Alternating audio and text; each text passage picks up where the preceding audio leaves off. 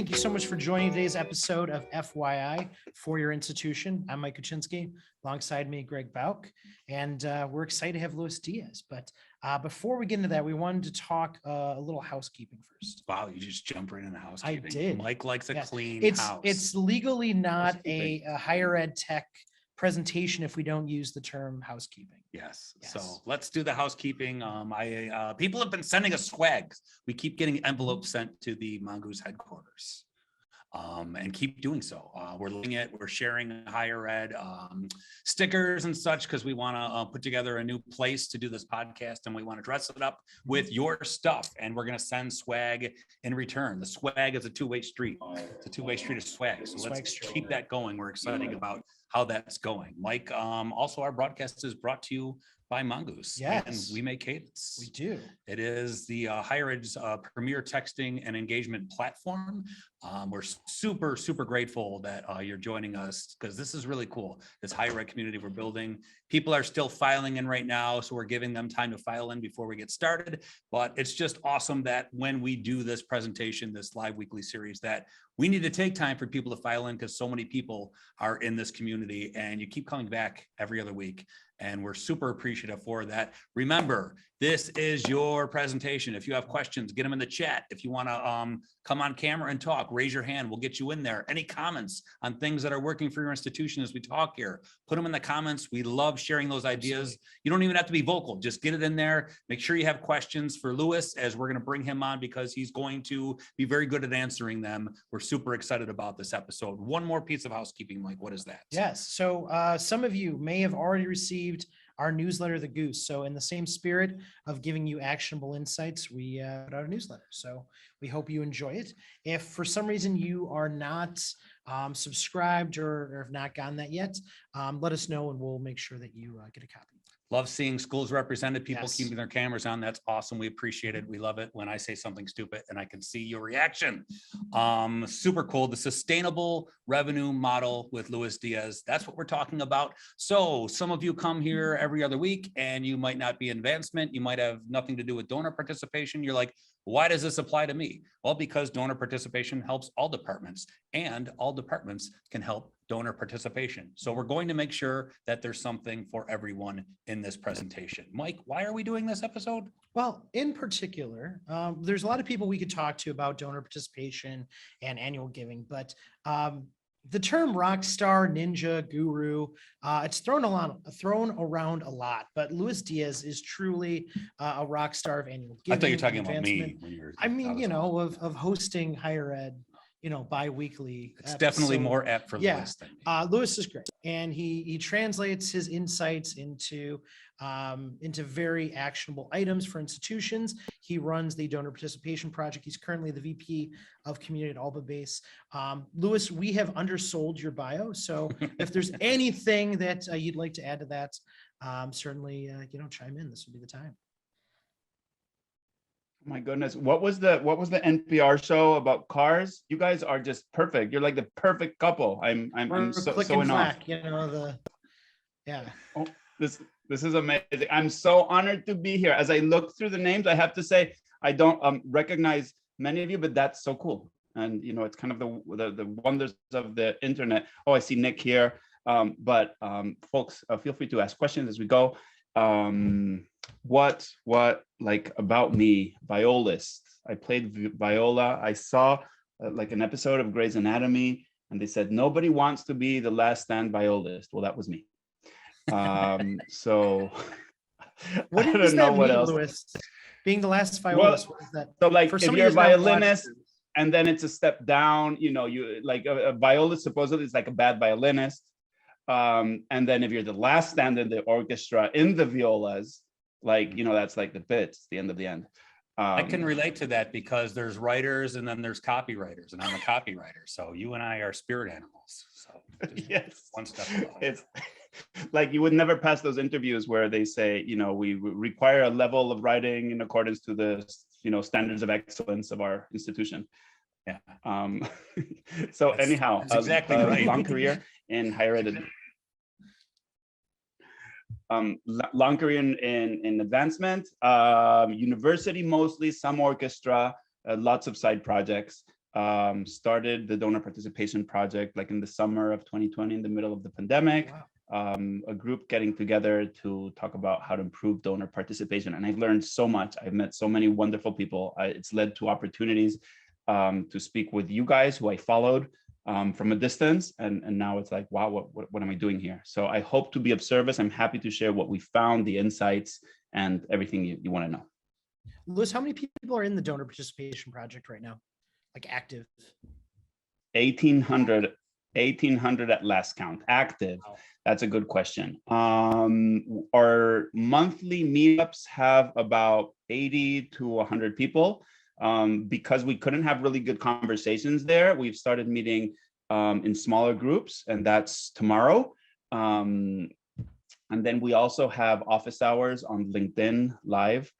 And those have had like everything from like 20, if it's a subject that, I find interesting, but nobody else does, to like 400. So it's all over the place. Fantastic. Good. Well, we're honored to have you. So we don't believe in burying the lead or doing the online recipe secret of putting everything at the bottom of the page. We want to give people the information immediately. So what is the sustainable revenue model? Okay, so it's my way of trying to understand everything we were learning in the donor participation project and kind of turn it like into something that can fit in your brain. So because we were talking about how to get more people to give, but how to do it in a way that you're building real deeper relationships. And kind of the sessions we were having were about all types of things. They were about building community. They were about how you're asking for money. They were about how you're communicating with people and how that has changed recently. And lots of us, in higher ed will struggle with those things, social media and versus maybe like 20 levels of approval, things like that, right? And so, I call it a model. It's essentially like putting everything together in the right proportion, and I just say it's three things. It's about building community, and I have a kind of a definition of what a community means because it's a word that's used a lot, sometimes in ways that aren't really a community. It's about communicating in a kind of more real and authentic way, and probably more frequent way. And then it's about asking for the right things, which many times is something like monthly giving or pledges, or multi-year pledges, or things that commit people to stay on. So, that's it. Awesome. We're going to dive into all three of those. It's interesting in the middle, you talked about frequency and something we learned last week on our FYI. So if you're a repeating visitor and you might think, oh, too many emails, there's going to be unsubscribes. I'm interested to get Louis's thoughts on that soon. I do want to ask though, you had mentioned starting up around the time of the pandemic. Did you create the organization or because of that reason, or is that just a coincidence? How much did the pandemic drive what you're doing? Yeah, well, I guess it opened an opportunity for a group of like-minded people who were at home and maybe, had a little bit more time, and we're on Zoom now because we had to because of work. So it kind of brought us together. I had thought for a long time that a lot of the advice out there, I think you guys do a great job at putting out kind of, really high quality advice. But what I was seeing from kind of the big organizations was that it was very much major gifts focused. And it was also kind of like part of the problem. So if, all you talk about and all you put out there is about campaigns and, just very much major gift focused advice, then some of it is going to suppress your donor participation. And I think there's a way to have your cake and eat it too, which is through community building. But anyhow, I wanted to build a forum for people to talk about all types of different things. Mike, this is on the fly, but we talked right at the beginning about how we have this community here. And I hope so bad we didn't use the word wrong, or we have the wrong idea of what a community is. And we're really flapping in the wind here. How did we do? Like, why don't you explain what you mean by some people don't understand or grasp that word correctly when it comes to, donor participation or alumni engagement or just, messaging in general? Okay, so I'm going to throw the book at you, Greg, Mike, and everybody else here. And folks, please do comment or yeah, and ask questions about this as we go. So I define a community, and these aren't my words. I found them in kind of a couple of books, and I just put it together. It's when people get together. So that's number one. People need to get, like us on this call. And Greg and Mike did a great job saying, folks, let's if you're in a position to do so, please put the video on. Like, we want to see each other. So people get together in ways that are participatory. And that's also why Greg and Mike are saying, post in the chat. We want to hear from you. Unmute yourself, right? It's purposeful. So the general purpose, and obviously here we have a purpose. We're all here to learn, hopefully, and maybe a side purpose of enjoying each other's company. Oftentimes in like my career in higher ed or in performing arts fundraising, sometimes that purpose is lost. Like you do a gala, and what was this really about? It just all turns into the gala. Or there's programming, and we start sending cheese tablets to people. I mean, like, sometimes it just turns into a little bit borderline. So the purpose has to be there. It's recurring. Another time we do programming, sometimes it's really good and it's participatory, it's purposeful, the content is high, we have a professor speak, but then we don't repeat it on a cadence. So what happens, people don't build the habit to come back to us. So that's a part of community too. You have to do this. How often do we do this, Greg and Mike, for your institution? Every other week. Yeah. Ta-da, recurring. Okay, so you have that one. And then it identifies leaders.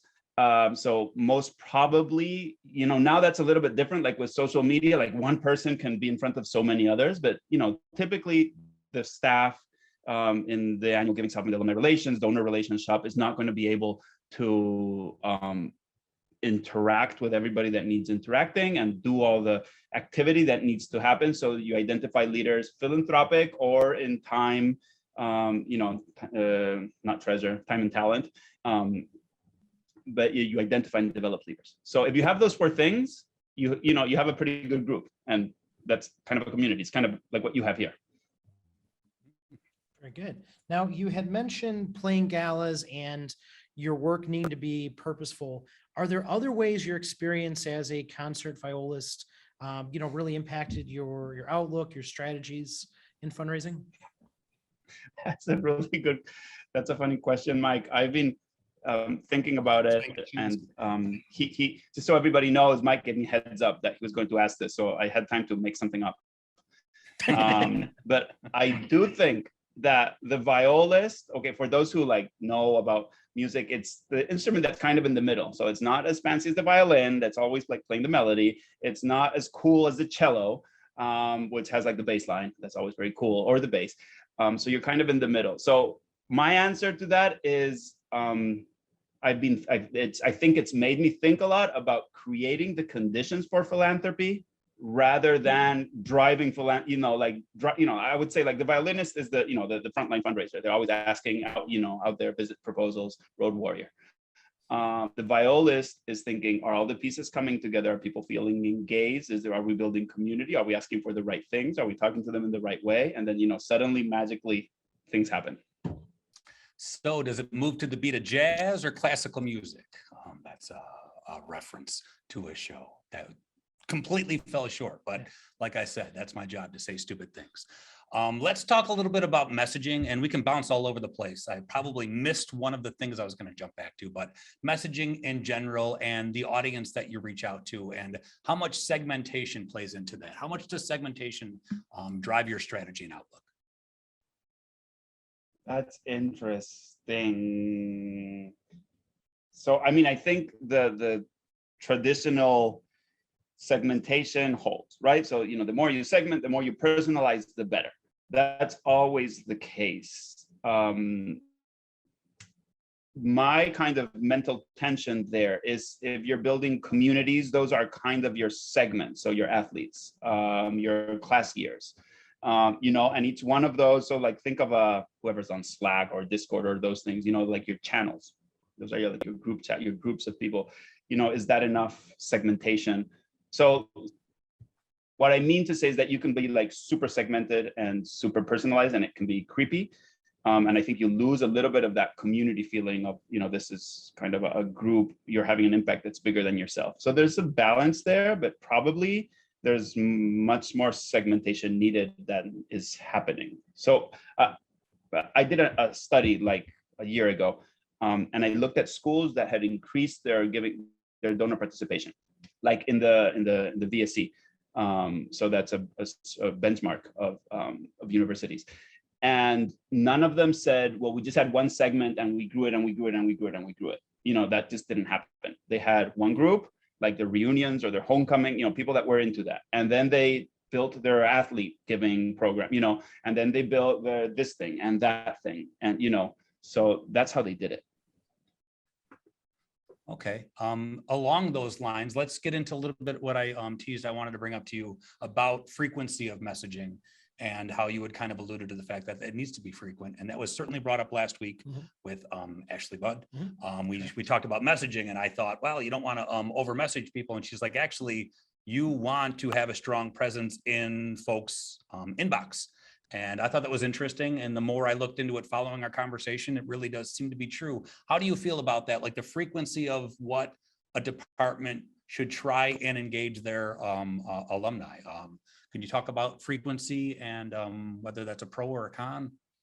Yeah, I mean, I think things get weird when we go so much in like thinking about the tool and like the metrics, and we forget about like the humans behind it. So what's happened to me, if you have a group of people that are really interested in hearing what you have to say and you're telling them things that they care about, there's probably not too much, you can't go overboard. That's like impossible. Like we had a group, we set up kind of an easy way to do this. You set up Google Groups, which is like a listserv, right? So we set one up for each of our graduating classes. And there we didn't even control the frequency. It was how much people, because that's like a big group chat, right? People write to it, the whole class gets it, and then they respond if they like it, and if they're not, they don't. And when they got going, like they were sharing information about trains, grandchildren, all types of rock bands from years and years ago, and the frequency there was wild. So kind of my lesson from that is, if there's a group of people and you're telling them things that they care about, and probably if they have a chance to like feel agency and they can respond to things, that helps, then frequency is not a problem. If you're not doing that, if you're sending stuff to people that they don't care about, well, then suddenly, you're sending too many emails. But it's because they don't care about it. It's not because you're sending more or less emails. Did you find there was like maybe stages in the development of the community? Like, did you have to spur a lot of activity first and kind of put questions out there for people to respond, and then eventually they took over? How did that evolution work? Yes, definitely. And that's part of my, a lot of my work now is if you want to help people to set up communities, they do go through stages. And you have to know that at the beginning, and you have to budget for this, at the beginning, you're putting out a lot of the comms. And you have to be creating that engagement. It has to be a specific type of comms. So comms that invite participation, right? And that remind people about the purpose. So we're back to the definition, right? And probably that are recurring so that people start to expect them too. Weekly, monthly newsletters, things like that. Happy, I don't know what, thankful Thursdays, that type of thing. And at first, what you're going after is for people to respond to you. That's your success metric. Eventually, you want them to be sharing things. And I think you kind of evolve like deeper and deeper into like anybody who's a fundraiser, would think of just talking about, bigger topics, more complex things, planning a reunion, right? Just to understand that in our context. So yes, definitely there are stages to this. If you have questions for Louis Diez, start to populate that chat or raise your hand up to come on. We've got a couple more, but we certainly wouldn't mind relaying your questions. We love when you shout out your schools in the chat. I'm seeing Lindenwood University, awesome. Incarnate Word in San Antonio, Texas, awesome. Hudson County Community, thanks for the shout out there. Get your questions into Louis. I wanted to follow up a little bit on messaging and talk about something you had mentioned in your work, and that's competency and how to display that and how important that is. So if you're sending out and you're talking to your community, you're communicating with your community, you need to be listening too. And an important part of that is responding when people have questions or comments. So talk about how manageable that is when you start to get like these Google chat rooms that are out of control. Talk about the competency you need to display as the department that's creating the messages. That's a really, smart question. And I can tell you have like practical experience with this. I think that's part of the identifying leaders. So yes, the staff cannot do it all. And the goal is to get these things started, but then be able to hand it off and train volunteers. Again, if you're thinking in the higher ed context, your class agents probably should not just be that person that goes out and badgers their friends for gifts, Right. You could have multiple class agents or have one class agent do other things that are a little bit nicer, like kind of be the moderator and the connector in the class. And you train them up to do that. I have noticed, like on a really practical perspective, when things grow too much and you just have like that constant stream, it's just hard to respond and have real conversations.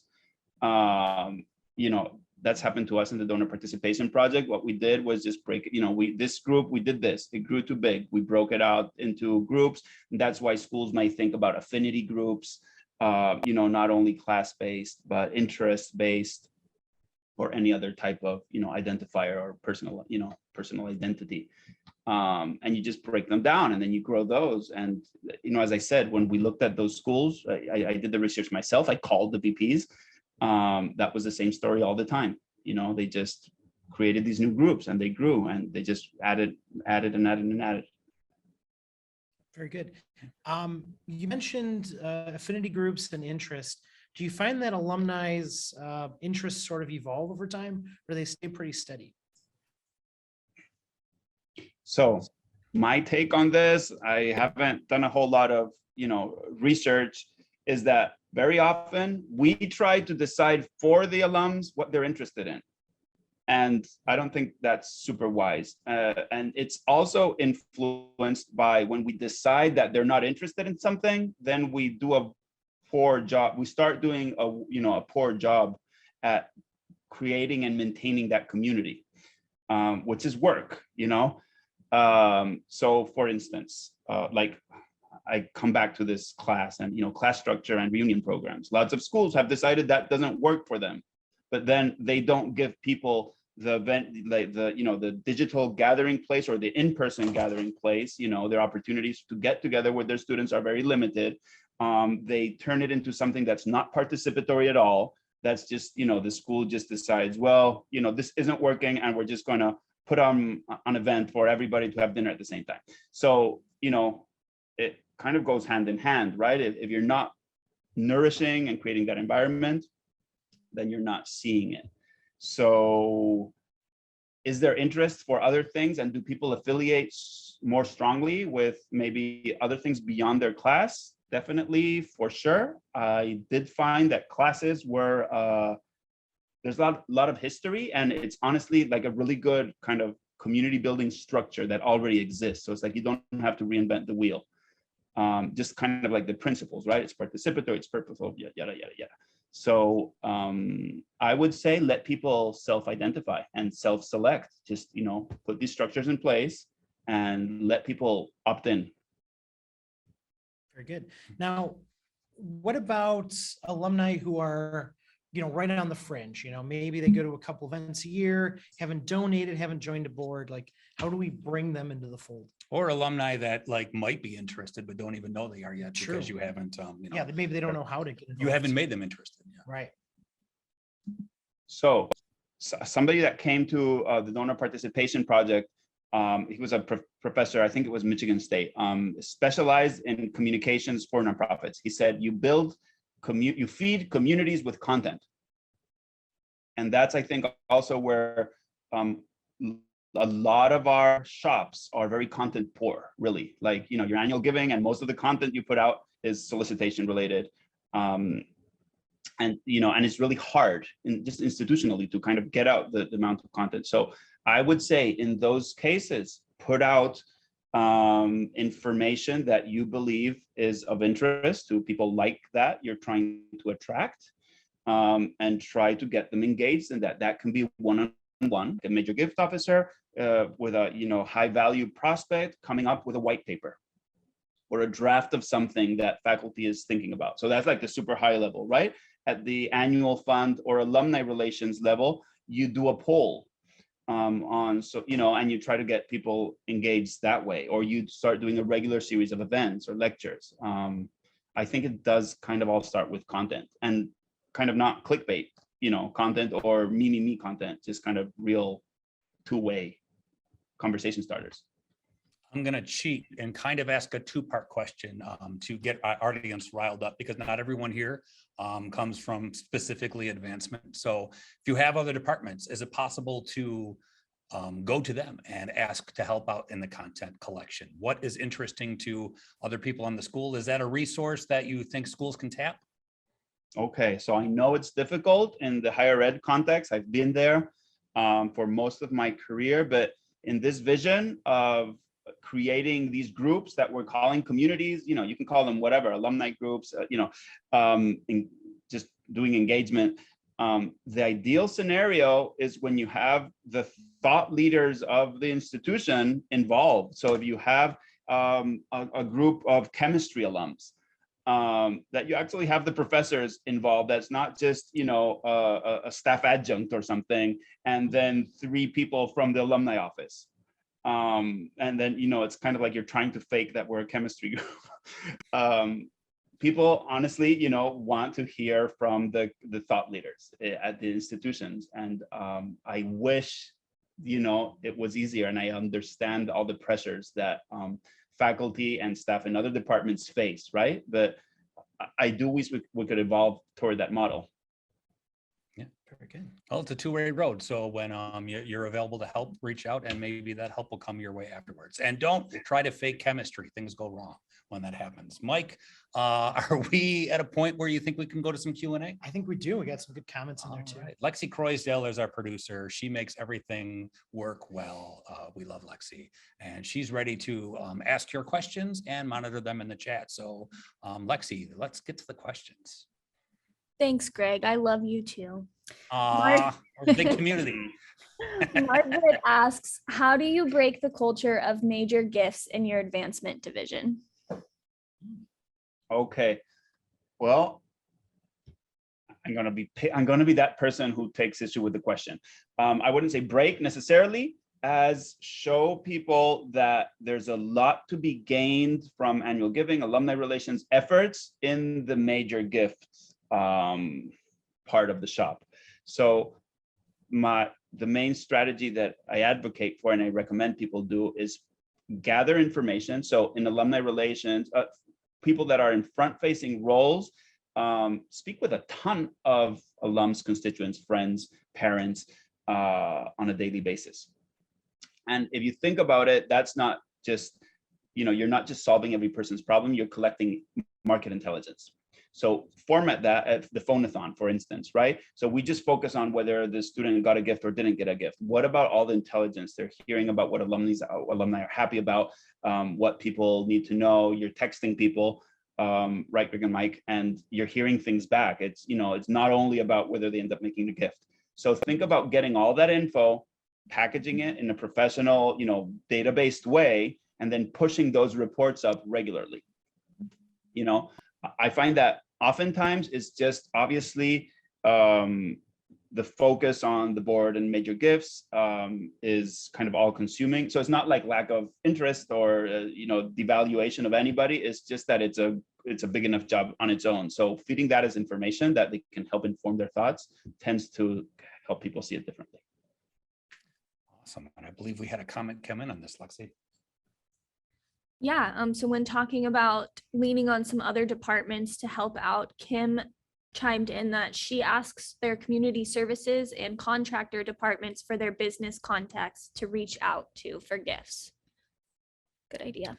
Awesome. Thank you, Really Kim, so much for, yeah. If you had a follow-up on that, go ahead. Yeah. No, I heard a tip once where the best ask is if you can get somebody that's an alum or a contact of yours that's a client of somebody else to go and ask them for a gift. It's really hard for them to say no. So like their lawyer, things like that. But I think that speaks to the importance of it's not only about community building. You also do have to ask, like people tell me, you're just only talking about this, do you think just money is going to fall out of the sky?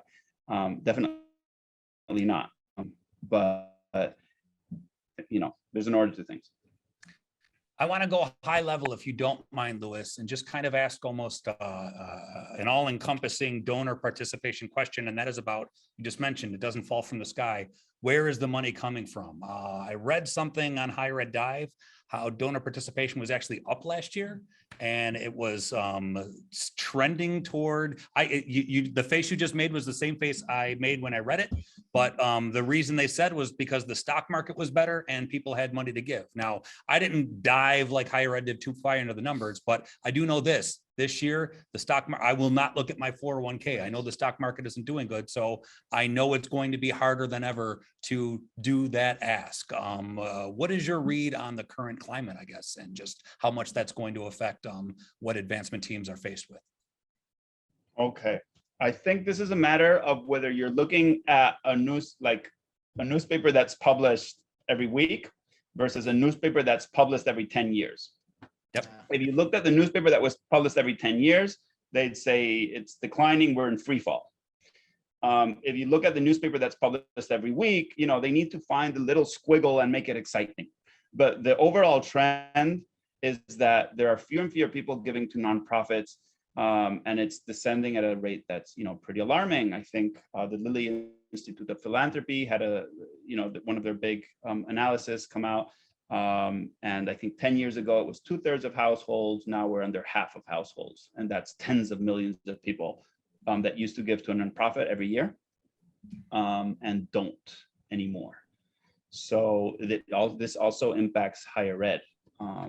So, nothing special about it, but certainly concerning. Yeah, well, I guess that would make sure your messaging needs to be on point, and Sure. what you do as an organization needs to be on point. Why do you see that drop off in participation? I have my theories, and this is where everybody will have their own. I see it as linked to other, things that are happening, and between all of them, I think it gives a pretty good picture. But if they tell me prove it, well, you probably can't, right? Decline in trust in governments, organizations, and nonprofits. That trend has been on the decline as well for more or less the same period of time. So people trust organizations like universities less and less. I think that is also related to the explosion of communication and how people now can build their own communication networks. Some may call them bubbles, independently from what used to be kind of a quasi-monopoly of news publishers. Look at us now, right? Like, Greg and Mike, you guys can find knowledge that you find valuable, but it may question established, norms, and it may make people trust them less. Yeah. So there's less trust. There's a lot more ways to communicate. There's less volunteerism, which I think is related to those two. It's kind of a mixture of all of the above. It's also the practices, the fundraising practices that we do that kind of at the annual fund level are very much kind of a, marketing, old way of marketing way with, just pushing messages out without starting conversations. And that is working less and less, not only for nonprofits, also for-profit organizations. There's several studies about how ads don't work, Google ads don't work, display ads, they just work less and less because people don't trust, marketing stuff. I don't blame them as a marketer. And if something's working for you, if something's not working for you, maybe we have it all wrong. Maybe your school volunteerism is up and maybe donor participation is up. Let your community know that. Now, it is funny because I used to sit in a bedroom with a tape recorder and make fake radio skits. And now I can actually turn on a camera and broadcast to dozens of people, just the dumbest thing I want to do. Like, we have so much power, it's out of control. And it has been 35 minutes and Mike and I have not mentioned the word authenticity. Right. You might not know this, Louis, we are not allowed to go an entire episode without mentioning that word, but I think that in It's a your cool. studies and your travels, honesty is very important to you. So tying that together with messaging, what do you say to people? How do you build that trust? How important is that honesty word? Well, that's part of those. So we had this guy, he's like a marketing guru, Mark Schaefer, look him up on LinkedIn. And he did a session with us at the Donor Participation Project. One of the cool things is I can almost ask anybody in the world, and I have a pretty good chance that they'll come talk to us. So again, the type of marketing that's working is user-generated. So people don't trust advertisers anymore. They don't trust corporations. They don't trust nonprofits. They trust their friends. So that's as authentic as you can get. Somebody asked me, what types of communications kind of go into building a community? Well, a lot of it is not stuff you'd put in your portfolio.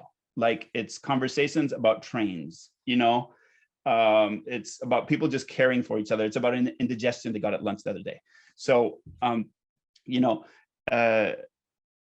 authenticity, yes. So, I mean, I think the strategy to use that, because we're professional and we need to kind of leverage that and do it in a scalable way, is to try to first put out content that people will want to share, so that it's not coming from you, it's coming from them. The same way that the best ask is an ask from a peer, right? Well, now this is kind of the same with in marketing.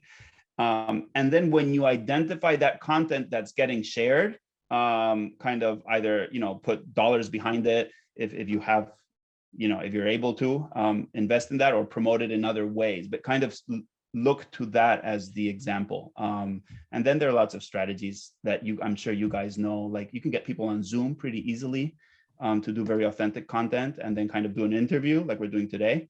And that can give you lots of good content for your shop, your either advancement, alumni relations, career center shop, anything. Do you think authenticity is a cause or effect? Because I kind of wonder, listening to this, if when people feel welcome to the community, they feel like they can be more authentic, as opposed to, social media may be portraying a different image to the masses. They feel like in this community, they can be more open with who they are. Well, a big piece of having a well-functioning community is to create a safe place for people to express. And I think that's why at the beginning, you have to count with, you're going to be doing a lot of the modeling and the moderation for this space until people feel like it's safe for them to share. And maybe kind of in a higher ed I don't know, it's, you just have to have understand the nuance. Like, the Donor Participation Project is a professional community. So the types of sharing we want people to do are, different types than maybe if you have an alumni group, so there's some nuance there, but I think the principle is the same. Yeah, it's hard to answer blanketly what every school should post on social media in order to increase donor participation or build engagement, because you have to know your school. Mike, myself, Louis certainly can't know that, but there are, hard and fast rules about social media. Just because you're posting doesn't mean that you're doing a good job. Like, there has to be meaning behind what you say, or it's going to ring hollow, and you're not accomplishing anything by that. And if you do have something that causes engagement, if you talk about a student that's doing well with something, or a group of students, or an initiative that your school is working toward, and even if you're not doing an ask, you're just letting people know about something that you're doing, and there's questions that arise, be on top of that. Definitely engage. Make sure you're answering questions. And like we said with the authenticity, being honest about what those answers are, because I feel like in this vein, you get a lot of pushback when it comes to donor participation, I would imagine. Am I right about that? I would agree with that. Yeah. Okay. Awesome. Yeah. So questions? Yeah, questions are, I'm sorry, go ahead, Louis. No. And folks, yeah, please ask questions, or if anything sounds kind of impractical to you, please feel free to weigh in. But I was going to reflect on what you just said, Greg, which is a lot of time we think of the very end of the journey. So, oh my goodness, there are less people giving to us. What we have to fix is the asking part, the annual fund department, the major gift officers. But we don't look at everything that's maybe deteriorating above it. Our communications, are we coming up in a are we showing up in an authentic, inviting way to people? Are we building trust? And trust is built through things like being responsive, like showing competency by showing that you're not only interested in yourself. So what do people say sometimes when they don't want to give to schools? Is like, you only show up for the money, or you just want the money to, I don't know, pay yourself, pay for your Porsches, or some, for your cars or whatever. There's a lot that goes, then there's a lot in a relationship that happens before you get to the ask. And if you just focus on the ask, maybe it's, not the best place to look at. And if you don't know what to say, ask. Asking questions is always a good place to start, no matter what level you are at. Maybe, I don't know. I'd agree with that. Yeah. I asked you if that was okay, That's true. because I wasn't sure. Well, speaking of questions, you had mentioned one of the elements of a healthy community is basically recurrence, right? So the world's kind of crazy right now. It's really hard to ritualize things. We're all pretty busy. Like, how do you maintain that in that kind of? What Mike's saying is, I'm losing my mind. What should we do about that? I can't handle another weekly meeting. Well, so a lot of people start to do this and then say, oh, we're having a town hall with the president every month. And we're in trouble because not enough people showed up, right?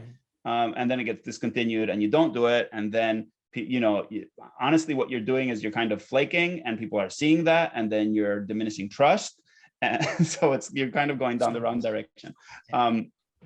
But I would say that the impact of doing these things it goes beyond just the people who show up every week. It's the signals that you're sending, that you're trustworthy, that you're going to be there kind of no matter what, even if the world is crazy, that you have expertise to show, enough expertise kind of to show on a regular basis. So I've had lots of stories in the donor participation project about SOPs that were doing this type of thing, and suddenly someone showed up, to make a stock gift, sizable stock gift, saying, hey, it was so great to, get those notifications about all the things you're doing. We listened to a few of the recordings. They hadn't heard from them like ever. Like if you just looked at the data, they'd say, oh, this is a waste of time. This person isn't engaging with this. So, it's the problems of measuring, things in marketing, Greg, are complicated. Yeah. Yes. Full disclosure, we offer a texting platform here. We work with a lot of schools and tell them how to text. And that's one big thing. Reply rates are great. If you get a 54% reply rate on a text, there's no world in which that isn't good. And some schools have done that. But a school will send out a text and be like, hey, only 7% of the people replied. But you got to stick with it as long as you're sending someone something that you think is helpful. And this is every department, across campus. Enterprise is the word for that. As long as you're sending something to someone that they would find helpful, they don't have to respond. They are paying attention to that. And you never know when you're going to send something that will trigger, I guess, a question. So I guess that's a good rule of thumb. Don't worry if you're not getting a response. As long as they're not unsubscribing, as long as what you're sending is helpful and informative and up their alley, you'll never know when that's going to, I guess, for lack of a better phrase, pay off, I guess. Yeah. Well, So, speaking of, sorry, go ahead. yeah, sorry, Mike. No, please. No, I was just gonna, yeah. Oh, well, I was just gonna say, try to make it easy on yourselves. What happens at a nonprofit? Somebody starts this program, and you have your person that's sending the text messages out, and then they go. And try to do it regularly, but also don't kill yourself. But kind of this sticking to it is something that is honestly an issue, right, at nonprofits. So focusing on that helps. Great. Well, good. Well, folks, please, feel free to ask questions and put your comments in chat. We covered a lot of the ground we wanted to cover. We did great. Louis did better. Louis, Yes. When you don't have questions on FYI, Louis, it's because you answered all of them. So I guess we did good. It's more mic I don't think so. I think you did great. No, I think I'm weirding people out. I doubt that highly. You're engaging and charismatic. Let's talk about takeaways, though. If someone came to this session and just wanted some information that they can kind of take away from this, what would you say? I mean, it's kind of common sense, but when we're at work, we forget these things. If you're going to, so like be practical about this. If you're going to ask somebody to do something, and it doesn't have to be a gift, right? It can be help us out with, mentoring in the career center, or advocating for this cause with your state representative, or, if you're going to have people that you think you potentially are going to want to ask them for something, don't just show up when you need to ask, right? Kind of build a, even if it's for practical reasons, engage them first. I mean, I'm just being like super practical here, maybe a little bit too blunt, right? So engagement leads to the type of outcomes that we want. You still have to ask, but just asking or just increasing the asks is probably going to backfire. So that's number one. Do you want me to go? Do you want me to go on? Yeah, go. Yeah. Cool. So number two, if you are the person that's running the program, if you are the person that's talking to the alums, to the outside people who's kind of, risking your sanity every day, don't just think that that's kind of wasted time. Take notes, try to turn things into data points and report back to them, to your supervisor, to whatever volunteer bodies you report to, and show them the data about this. People, last month we, our complaints about this issue increased by 53%. We have 100 people complaining about this. That means something. Even if the board, or even if there's a group of volunteers that's kind of insulated from all of that, so push that up. If you're on the other side, and you're managing a group that has people who do that, and maybe you're managing lots of different departments, and I'm biased here, I think a lot about the advancement team, right? Is think about how to push those initiatives that you're working on at the leadership level and the board level down. So how are you turning those campaign priorities into things that people can talk about, really? Otherwise you're just shutting off 95% of your people. And it's kind of a bad message, to say, like, if you're important, you're going to talk about the future of the institution. If you're not important, we're going to tell you how $5 can help Henry buy an eraser. Right. So people want to feel valued, and they have a ton to contribute, even if they give at modest levels. So, those are my 3 takeaways. Okay, That's great. I loved it. Yeah, awesome. Louis, if anyone wanted to follow up, didn't want to ask a question on during the presentation, or just wants to follow along with your work and what you're doing, what's the best way to get a hold of you or to follow you? Well, I appreciate that. And Greg and Mike, just let me say, it's been so great to be here with you.